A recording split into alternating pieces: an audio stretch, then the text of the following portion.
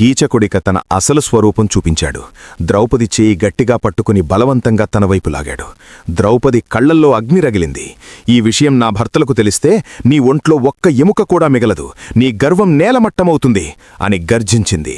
కాని కామాంధుడైన కీచకుడు ఆగలేదు, ఇంకా గట్టిగా లాగాడు. ఒక్క క్షణం ద్రౌపది తన శక్తంతా కూడగట్టి అతని చేటిని వదిలించుకుంది. రక్షించండి అని గట్టిగా అరుస్తూ రాజ్యభవనం లోపలికి పరిగెత్తింది. నేరుగా రాజ్యసభలోకి దూసుకెళ్లి సభ మధ్యలోనే పడిపోయింది. అక్కడ రాజు విరాటుడు, మంత్రులు మరియు మారువేశాల్లో ఉన్న పాండవులు కూడా ఉన్నారు. ఆ పరిస్థితిలో ద్రౌపదిని చూసిన క్షణంలో భీముడి కళ్లల్లో అగ్నిజ్వాలలు ఎగిశాయి. అర్జునుడి పిడికిలి బిగుసుకుంది. యుధిష్ఠిరుడు లోపల మంటలతో కాలిపోతున్నాడు. కాని అజ్ఞాతవాసం. ఒక్క అడుగు ముందుకేస్తే 12 ఏళ్ల కష్టం వృధా అవుతుంది. అందుకే వాళ్లు కదలలేదు. కీచకుడు సభలోకి రావడానికి ధైర్యం చేయలేదు. రాజ్యసభలోకి వెళ్ళింది.